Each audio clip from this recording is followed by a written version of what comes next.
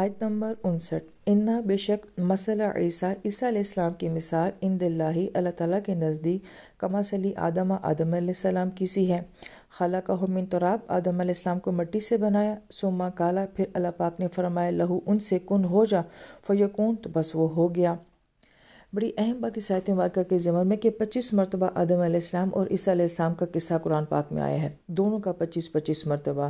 اس سے پہلے جو ہے وہ 6 مرتبہ آ چکا ہے، 7ویں مرتبہ آل عمران میں آیا ہے، اور اس کے بعد 18 مرتبہ جو ہے وہ دونوں کا تذکرہ آئے گا۔ ایون یہ کہ تعداد کے لحاظ سے بھی اللہ تعالیٰ نے ان دونوں کو ایک جیسا رکھا ہے۔ پھر اہم بات یہ ہے کہ عیسیٰ علیہ السلام کو الہ کہنے کی ان کی سب سے بڑی وجہ یہ ہے کہ بغیر باپ کے اولاد کیسے ہو سکتی ہے۔ تو آدم علیہ السلام کی مثال تو پھر اس سے بھی عجیب تر ہے کہ وہاں تو ماں بھی نہیں تھی، تو گویا کہ کیا اگر ان کو بغیر ماں باپ کے پیدا کیا ہے تو کیا آدم علیہ السلام کو جو ہے وہ الہ کہہ دیا جائے، ان کو بھی خدا کہہ دیا جائے؟ لہٰذا اس کا جواب تو عیسائی لوگ یہ کہتے ہیں کہ وہ مسٹری آف ایمان سے تعلق رکھتے ہیں، کہ ان کی تخلیق جو ہے وہ ایک مسٹری ہے۔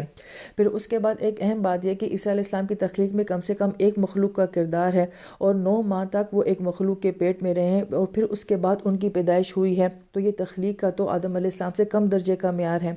اور اس سے بھی اگر آگے چلے جائیں تو یحییٰ علیہ السلام کی پیدائش تو اس وقت میں ہوئی جبکہ ان کے ماں باپ جو ہیں وہ ضعیف العمر ہو چکے تھے، اور اس بڑھاپے میں اللہ پاک نے جو ہے وہ ان کو پیدا کیا۔ تو اللہ تعالیٰ اپنی تخلیق کے معاملے میں اپنے عجائبات دکھاتے رہتے ہیں۔ تو کیا اللہ تعالیٰ جہاں کہیں پہ بھی اپنی تخلیق کے معاملے میں کوئی بھی معجزہ دکھائیں گے تو کیا ہم اس معجزے کو اپنا معبود مان لیں گے، الہ مان لیں گے؟ یہاں پر ایک اور بہت ہی اہم نقطہ یہ بھی بیان کیا جاتا ہے کہ قرآن پاک میں وہ آیات جن میں تخلیق کا ذکر کیا گیا ہے، اگر انسان ان آیات کے اوپر غور کرتا ہے، پھر تخلیقات کے اوپر غور کرتا ہے، تو اس غور و فکر سے اس کو ایمان نصیب ہو جاتا ہے۔